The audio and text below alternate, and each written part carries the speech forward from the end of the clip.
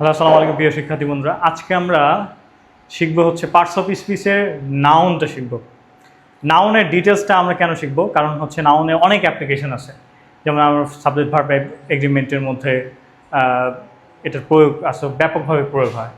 তো যারা হচ্ছে বিসিএস সরকারি চাকরি এবং অ্যাডমিশন একাডেমিক যারা ইংলিশে দক্ষ হতে চাও তাদের জন্য এটা অনেক ইম্পর্ট্যান্ট একটা ক্লাস। তাহলে শুরু করা যাক। আসলে মূলত হচ্ছে নাউন, পার্টস অফ স্পিচের মধ্যে একটা গুরুত্বপূর্ণ পার্ট হচ্ছে নাউন। এই নাউনটা মূলত হচ্ছে কোনো কিছুর নামকে বোঝায়। হ্যাঁ, তো নাম বোঝাচ্ছে, নাম বোঝানোর পরে এই জিনিসটা কয় ভাগে ভাগ করা হয়? নাউনটা মূলত দুই ভাগে ভাগ করা হয়। এটা হচ্ছে একটা কংক্রিট নাউন আর একটা হচ্ছে অ্যাবস্ট্রাক্ট নাউন। আবার যদি গণনার হিসেবে যাই তাহলে সেখানে হচ্ছে কাউন্টেবল নাউন, আনকাউন্টেবল নাউন। আজকে আমরা প্রধানত যে দুই ভাগে ভাগ করা যায় এখান থেকে আমরা আলোচনা করব। এটা হচ্ছে কংক্রিট নাউন, অ্যাবস্ট্রাক্ট নাউন। আচ্ছা, কংক্রিট নাউনটা আসলে মূলত কি? কংক্রিট নাউনটা হচ্ছে যেটা ধরা ছোঁয়া যায়। হ্যাঁ, কংক্রিট শব্দটার মধ্যেই একটা মানে এই শব্দটার মধ্যেই কিন্তু লুকিয়ে আছে। যেমন আমরা বলি কংক্রিট পেভমেন্ট অথবা কংক্রিটের একটা স্থাপনা, মানে যেটা হচ্ছে দেখা যায়, ধরা যায়, ছোঁয়া যায়, তাই না? আর আরেকটা হচ্ছে অ্যাবস্ট্রাক্ট, মানে বিমূর্ত, যেটা দেখা যায় না, ধরা যায় না, ছোঁয়া যায় না, অনুভব করা যায়। যেমন এডুকেশন, এটা কি? এটা হচ্ছে অ্যাবস্ট্রাক্ট নাউন, এটাকে কিন্তু আমরা অনুভব করি, কিন্তু এডুকেশনটা কি? ধরা যায় না, ছোঁয়া যায় না, রাইট? তো এখানে আমরা খেয়াল করি যে কংক্রিট নাউনটাকে আবার কয় ভাগে ভাগ করা হয়? 4 ভাগে। এখানে হচ্ছে আমাদের প্রশ্নটা চলে আসে, এই জায়গায় হচ্ছে আমরা সবচেয়ে বেশি ভুল করে থাকি। আমরা চিন্তা ভুল করি প্রপার নাউন কোনটা, কমন নাউন কোনটা, কালেকটিভ নাউন কোনটা, ম্যাটেরিয়াল নাউন কোনটা। তো মেইন আমাদের সমস্যাটা হয় কোথায়? প্রপার নাউন, কমন নাউন এবং কালেকটিভ নাউন, এই কয়েকটা নাউন চিনতে আমাদের সমস্যা হয়। আর এখানে আরেকটা প্রবলেম আমরা ফেস করি, সেটা হচ্ছে এই নাউনগুলা সিঙ্গুলার না প্লুরাল, সে কথা আমরা পরের ভিডিওতে আমরা জানিয়ে দেব। তো আজকে আমরা just proper noun, common noun, collective noun এগুলোর সাথে আমরা পরিচিত হব। ওকে, তাহলে এই স্লাইডটা আমরা আরেকবার দেখে নিই। নাউন হচ্ছে প্রধানত কয় প্রকার? 2 প্রকার, concrete noun, abstract noun. Okay, তাহলে কংক্রিট নাউন কয় প্রকার? Proper noun, common noun, collective noun, material noun, right? Okay, এবার আমরা আসি যে প্রপার নাউন, কমন নাউন এবং কালেকটিভ নাউন, এটা আমরা কিভাবে এটা বুঝতে পারবো?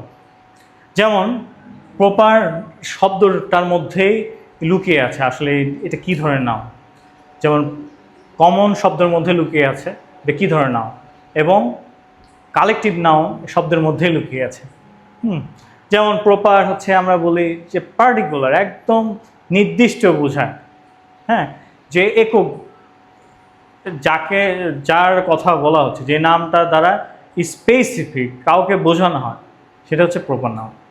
যেমন এখানে আমরা খেয়াল করি জামাল, একটা ক্লাসের মধ্যে অনেক স্টুডেন্ট থাকতে পারে, তার মধ্যে যদি জামাল নামের কেউ থাকে, জামাল বললে কে দাঁড়াবে?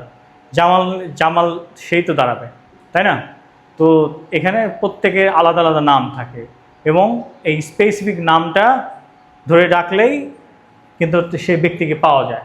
এই জন্য প্রপার নাউনের ক্ষেত্রে এইটাই। তারপরে যেমন জামাল, জাফর, জাকির, তারপর হচ্ছে জেসিকা, জেসমিন, জেনিফার, তারপর যমুনা, জোনাই, হ্যাঁ, তারপর যশোর, জয়পুরহাট, জাপান, জামাইকা, এগুলো সবগুলো কি নির্দিষ্ট স্পেসিফিক কোনো স্থান, বস্তু অথবা ব্যক্তিকে বোঝাচ্ছে। এই জন্য এটাকে আমরা প্রপার নাউন বলতে পারি।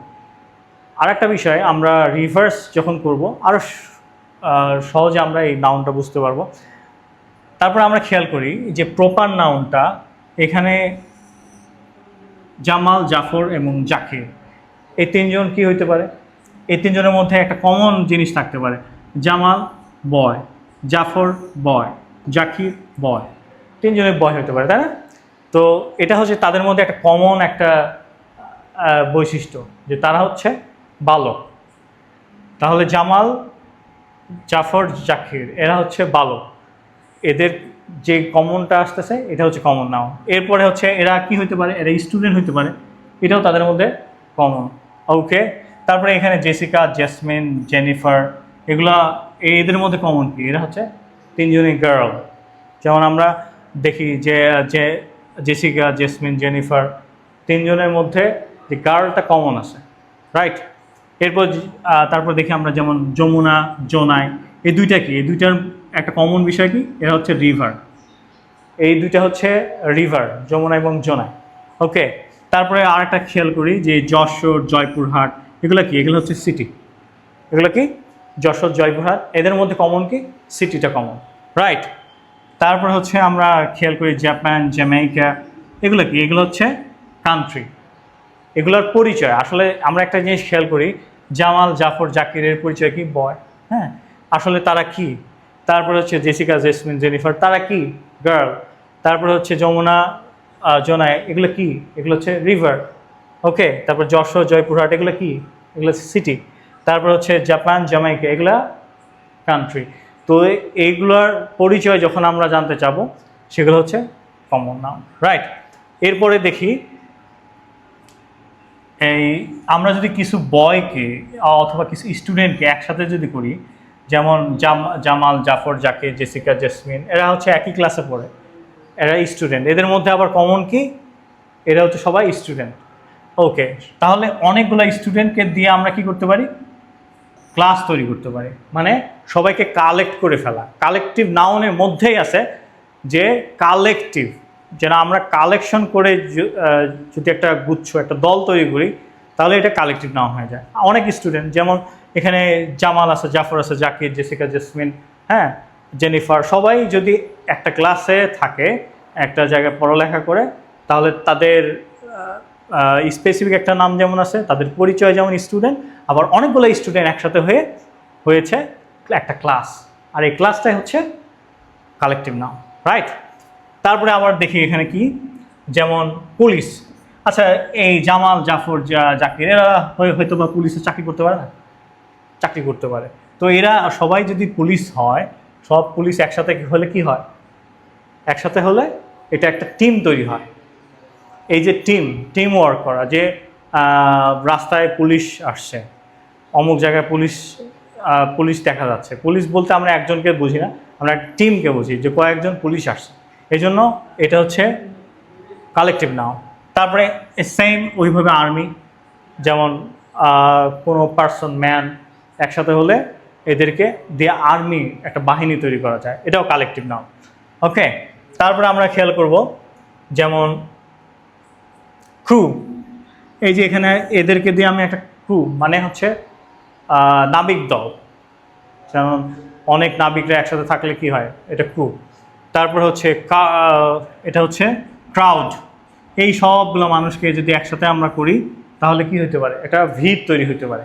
এটাও একটা কালেকশনের মতোই দেখাচ্ছে, তাহলে এটা কি? Collective noun, right? এখন আমাদের মূল বিষয় যেটা, সেটা হচ্ছে মনে রাখার বিষয়, কালেকটিভ নাউনের মধ্যে কমন নাউন থাকে। কি বললাম? এখানে সার্কেল দিয়ে বোঝানো আছে। কালেকটিভ নাউনের মধ্যে কি থাকে? কমন নাউন থাকে। ওকে, এখানে বয় অথবা ম্যান, আমরা ধরি ম্যান, হ্যাঁ, অনেক ম্যান অথবা ওম্যানকে একসাথে করে আমরা কি করতে পারি? কালেকশন করে আমরা একটা আর্মি টিম অথবা জুরি, ক্রাউড তৈরি করতে পারি, রাইট? তাহলে কালেকটিভ নাউনের মধ্যে আসছে কমন নাউন। আবার কমন নাউনের মধ্যে কি আছে? Proper noun, right? এটা বিভিন্ন লেয়ারে এগুলো ভাগ করা হয়েছে। তো আমরা এটা খেয়াল করব, এই স্টেপগুলো যদি আমরা এখানে অ্যারো চিহ্ন দিই, এখান থেকে কালেকটিভ থেকে কমনে আসা যায়, আবার কমন থেকে প্রপারে, রাইট? এটা হচ্ছে একটার ভিতরে অন্য নাউনগুলো। ওকে, আর একটা হচ্ছে কংক্রিট নাউনের আর একটা ইম্পর্টেন্ট পার্ট। আচ্ছা, তোমরা এটা দেখে বলো তো এগুলো আসলে কি? ওয়াটার, গোল্ড, হানি, ওয়েল, জুট, এগুলো আসলে মূলত কি? এগুলো হচ্ছে বস্তু। এখানে একটা জিনিস হচ্ছে, এটা কি অ্যাবস্ট্রাক্ট নাউন? অবশ্যই অ্যাবস্ট্রাক্ট নাউন না, হ্যাঁ, এটা হচ্ছে material noun, right? Material noun, এগুলো হচ্ছে বস্তু। তোমার ধরো এখানে প্রপার নাউন, অথবা এরা কি এগুলো কনজিউম করে অথবা এগুলা ভোগ করে, এগুলোকে কাজে লাগায়। তো কোনো বস্তু, ম্যাটেরিয়াল মানে বোঝা যাচ্ছে এটা কোনো বস্তুবাচক অথবা উপাদান। উপাদান, যেমন ওয়াটার, গোল্ড, হানি, ওয়েল, জুট, এগুলা প্রত্যেকটা কি বস্তুবাচক উপাদান, এগুলোকে আমরা ম্যাটেরিয়াল নাউন বলতে পারি। আরেকটা জায়গায় আমাদের কনফিউশন লাগে, সেটা হচ্ছে যেমন রিং। হ্যাঁ, রিং, আসলে রিংটা কি? রিংটা যদি বলি আমরা, ঠিক আছে, রিং তো এটা শক্ত বস্তু জিনিস, এটা হইতে পারে ম্যাটেরিয়াল নাউন। অবশ্যই এটা ম্যাটেরিয়াল নাউন না, কারণ রিংটা দেখো, রিংটা হচ্ছে গোল্ড দিয়েও রিং বানানো যায় অথবা সিলভার দিয়েও রিং বানানো যায়। হ্যাঁ, আবার ব্রোঞ্জ, যে কোনো ধাতব দিয়ে রিং বানানো যায়। তো এদেরকে দিয়ে কমন একটা বিষয় হচ্ছে কি রিং বানানো যাচ্ছে, রাইট? তো এই কমন, এখানে আমরা রিংটা বানাচ্ছি, এটা হচ্ছে কমন। তাহলে রিংটা হচ্ছে কমন নাউন এবং গোল্ড, সিলভার, ব্রোঞ্জ এগুলো হচ্ছে ম্যাটেরিয়াল নাউন, রাইট? ওকে, তাহলে আগামী ক্লাসে আমরা দেখব প্রপার নাউন সিঙ্গুলার প্লুরাল কিনা, কমন নাউন সিঙ্গুলার প্লুরাল কিনা এবং কালেকটিভ নাউন সিঙ্গেল প্লুরাল কিনা, তারপরে আবার ম্যাটেরিয়াল নাউন।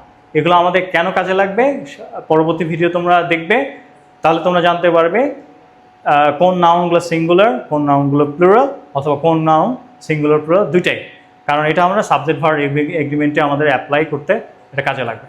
তাহলে শিক্ষার্থী বন্ধুরা আমাদের সাথে থাকো এবং পরবর্তী ভিডিও তোমরা দেখবে ইনশাল্লাহ। ওকে, আসসালামু আলাইকুম।